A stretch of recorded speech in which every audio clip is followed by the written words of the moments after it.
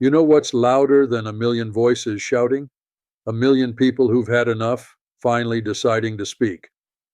Right now, across every state in this country, something's happening that political analysts didn't predict, pollsters couldn't measure, and the mainstream media is scrambling to understand. It's called Make America Go Away.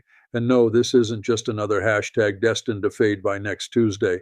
This is different. This is personal. This is millions of Americans waking up and realizing that silence isn't neutrality anymore, it's complicity. Picture this. A teacher in Ohio opens her phone during lunch break and sees her Facebook feed flooded with stories from people just like her. A small business owner in Arizona closes his shop early to join a peaceful gathering downtown. A retired veteran in Maine writes a letter to his grandchildren explaining why he can't stay quiet anymore.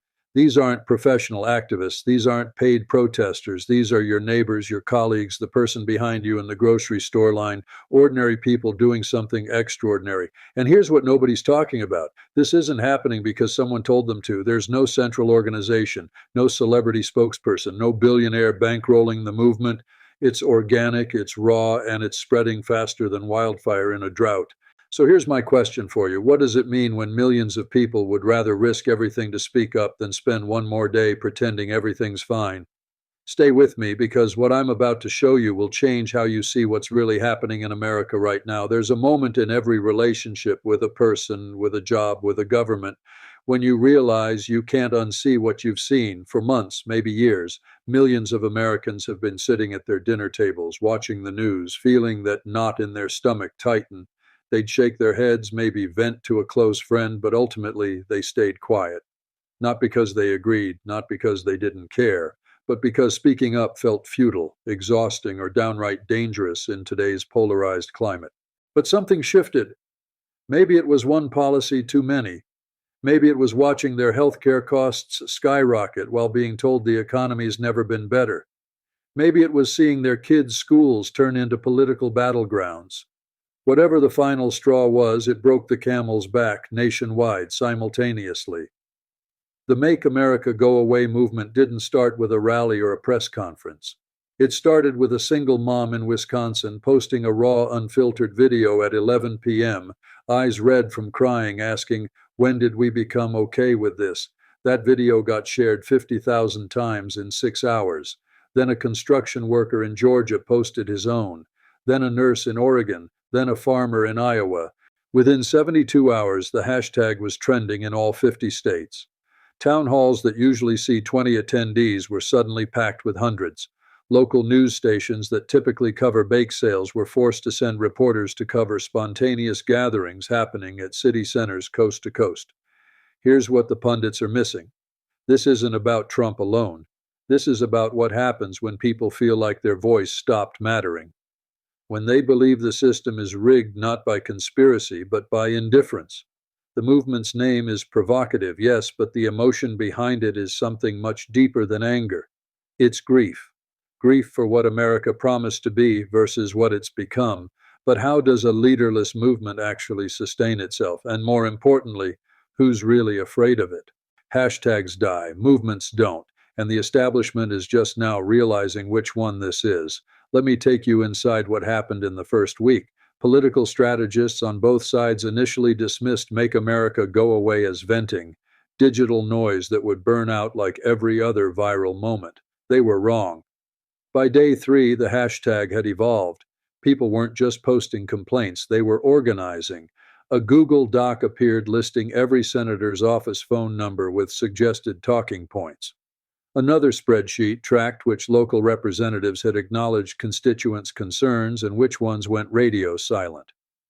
Crowd-funded billboards started popping up in swing districts. Homemade signs appeared in suburban yards that had never displayed political messaging before. What made this different from past movements? The participants. These weren't the usual suspects. Poll workers, middle managers, retired teachers. People who'd voted Republican their entire lives, people who'd never voted at all. The demographic that political consultants call the exhausted majority, and they'd just woken up. Within 10 days, 3 Republican congressmen in purple districts quietly distanced themselves from Trump's latest executive order. not because they suddenly grew a spine, but because their phone lines crashed from constituent calls. A sitting senator in a red state admitted on a hot mic that he's never seen anything like this in 30 years. Here's the uncomfortable truth that both parties are grappling with. When ordinary people realize they actually have power, they stop playing by the old rules. They don't wait for election cycles. They don't accept that's just how things work as an answer. And they certainly don't care about your carefully focus grouped talking points. So if this movement has no leaders, no funding, no official structure, how is it growing faster than anything political operatives have ever seen? The most dangerous thing to those in power isn't opposition. It's opposition they can't negotiate with, can't buy off, and can't predict. Traditional political movements have a playbook: charismatic leader, clear demands, organizational hierarchy, funding sources. Make America Go Away has none of that, and it's driving political insiders absolutely crazy. I spoke with a Democratic strategist who admitted off the record, we don't know who to call. There's no spokesperson to invite on CNN. There's no office to send a check to. It's like trying to fight fog. A Republican consultant told me something similar. We can't message against this because it's not a message, it's a feeling. But here's what's actually happening on the ground. Local groups are forming organically. A book club in Tennessee pivoted to political action meetings. A youth soccer league in Colorado started carpooling parents to city council sessions. Retirement communities in Florida, traditionally conservative strongholds, are hosting information sessions about how government actually works. These groups don't coordinate with each other. They don't follow a master plan. They're networked but not hierarchical. And every attempt by either political party to co-opt or control the movement has backfired spectacularly. Last week, a city council meeting in a town of 15,000 people drew over 800 attendees. The mayor had to move the meeting to the high school gymnasium. Similar scenes are playing out in municipalities that haven't seen civic engagement like this since the 1960s. School board elections that used to be sleepy affairs are suddenly competitive. What we're witnessing is democracy remembering how to work from the bottom up instead of top down. It's messy, it's chaotic, and it terrifies anyone whose power depends on voter apathy. Because here's the secret that career politicians don't want you to know. They need you to feel powerless more than you need them to feel powerful. But while all this is happening at the grassroots level, what's going on behind closed doors in Trump's inner circle, and why aren't they talking about it? Confidence is what you project to the cameras. Panic is what happens when the cameras turn off. Here's what leaked from 3 separate sources close to the administration. The internal polling is bad, not we need to adjust our messaging bad. We might have miscalculated everything bad. The movement is hitting Trump where it hurts most, not in deep blue cities where he was never going to win anyway, but in the exurban communities and small towns that put him over the top. Counties that went for him by 20 points in previous elections are now seeing organized opposition at levels that have campaign managers sweating. One leaked memo from a strategy session reportedly said, "We're not losing to Democrats. We're losing to disappointment." That's code for something much scarier to them: buyer's remorse from their own base. But publicly, crickets, or rather, deflection. Trump's team has pivoted to attacking the media, tech companies, foreign governments, anything except acknowledging that millions of Americans are genuinely, authentically fed up. Meanwhile, several high-profile donors have quietly paused contributions, not because they suddenly developed a conscience, but because they're business people who recognize a sinking ship when they see one. 3 cabinet members have quietly updated their LinkedIn profiles in the past month. A detail you might miss, but political insiders notice everything. Republican senators who were falling over themselves to defend Trump 6 months ago are suddenly unavailable for comment or hiding behind carefully worded statements written by lawyers, not loyalists. Power in politics is like water. It flows away from weakness and toward strength. And right now, the strength isn't in Washington, it's in town halls and church basements and community centers where regular people are remembering that we the people isn't just the opening line of a dusty document, it's supposed to be the whole point. But forget politics for a moment. What about the money? Because when movements like this gain momentum, Wall Street pays attention. And what they're seeing is keeping them up at night. Markets hate uncertainty. And right now, America is uncertainty incarnate. Financial analysts are starting to use a word they usually reserve for international crises: instability, not because of any single policy, but because of something more fundamental. They can't predict what happens next.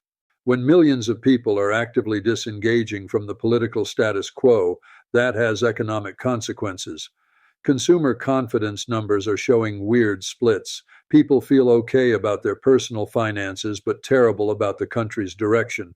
That's usually a short-term disconnect. Eventually, one side wins out. And if pessimism about national direction wins, we're talking about pullbacks in spending, delayed investments, hiring freezes. Major corporations are quietly wargaming scenarios. I've seen leaked strategy documents from 3 Fortune 500 companies running contingency plans for sustained civil unrest, not riots or violence, but something potentially more disruptive to business. Mass civic participation, because when your workforce is spending evenings at town halls instead of shopping, when they're questioning everything, including the economic systems they participate in, that changes consumer behavior in ways that terrify marketing departments. Here's what economists know but rarely say out loud. Modern capitalism depends on political stability, not because the system is fair, but because it's predictable. Wall Street can work with a lot of things: corruption, inequality, even injustice, as long as it's stable corruption, stable inequality, stable injustice. What it can't handle is millions of people simultaneously deciding that the game itself needs new rules. So we've got a political earthquake and an economic tremor. But what does this mean for something even bigger, the health of democracy itself? Every generation thinks they're living through the most important moment in history. Sometimes they're actually right. Let me take you back to a conversation I had with a constitutional scholar last week. She said something that's been haunting me. We're not in a constitutional crisis. We're in a civic awakening that might prevent one. Think about what's actually happening here. For decades, political scientists have warned about declining civic engagement, decreasing trust in institutions, and the hollowing out of American democracy. The usual prescription was education programs, civics classes, get out the vote campaigns, top-down solutions to a bottom-up problem. But Make America Go Away isn't a prescribed solution. It's an immune response. It's millions of people's bodies rejecting a political infection. And like any immune response, it's uncomfortable, it's messy, and it looks chaotic from the outside, but it might be exactly what saves the patient. Here's what's remarkable. This movement is making people engage with democratic processes they'd written off as irrelevant. City council meetings, school boards, county commissioners. These are the venues where democracy actually happens, not in presidential debates or cable news shouting matches, but in the boring bureaucratic machinery of local governance.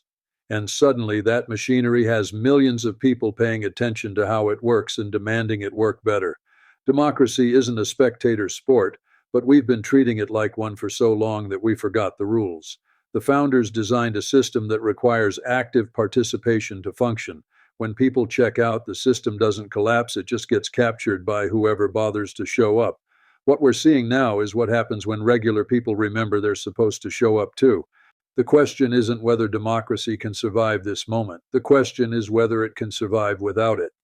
But here's the uncomfortable truth we need to face. What happens if this energy fades? What's the cost of looking away after looking directly at the problem? History doesn't repeat itself, but it rhymes. And right now we've heard this verse before. Every major social movement in American history faced a moment where the easy thing was to lose momentum. The exhausting thing was to keep going. Civil rights, women's suffrage, labor rights. The pattern is always the same. Initial outrage, massive mobilization, then the slow grind of actually changing systems that were designed to resist change. We're entering that phase now. The viral videos are slowing down. The media cycle is looking for the next story. Some participants are getting tired. Others are facing real consequences: lost friendships, family tension, professional risks for speaking out. And that's exactly when the establishment breathes a sigh of relief and waits for everyone to go back to normal. Because they know something that movements often learn too late. Showing up once is easy. Showing up every week for months, years even, that's hard. But here's what's different this time. The people involved aren't naive. They know how this script usually ends. And they're writing a different ending. Instead of burning out, the movement is institutionalizing. Not in a bureaucratic way, but in a sustainable way. People are running for school boards, library boards, zoning commissions, positions that sound boring but actually shape daily life. The price of looking away isn't just political, it's personal. It's telling your kids that some things matter enough to fight for and then not fighting when it counts. It's complaining about the system while refusing to engage with it. It's knowing something is wrong and choosing comfort over courage. But here's the thing about courage, it's contagious. When one person stands up, it gives permission for others to stand too. And once enough people are standing, sitting back down feels like betrayal, not of a movement, but of yourself. We started this conversation with a simple question. What does it mean when millions of people would rather risk everything to speak up than spend one more day pretending everything's fine? Now you know the answer. It means democracy isn't dead, it was sleeping, and it's waking up angry. The Make America Go Away movement isn't about making America disappear. It's about making the version of America that stopped listening, stopped caring, stopped representing its people, making that version go away. It's about reclaiming the promise that this country is supposed to keep. Will it work? I don't know. History suggests that real change is rare, hard won, and often incomplete. But history also shows that every major shift in American democracy started exactly like this, with ordinary people deciding they'd had enough. Here's my final thought for you. 6 months from now, this movement will either be a footnote in political history or the beginning of the biggest restructuring of American politics in a generation. The difference won't be determined by politicians, pundits, or presidents. It'll be determined by whether people like you, yeah, you watching this right now, decide that showing up matters more than staying comfortable. The story isn't over, it's just beginning, and you get to help write what happens next. Thanks for being here with me today. Stay engaged, and remember, democracy only works when we all actually show up.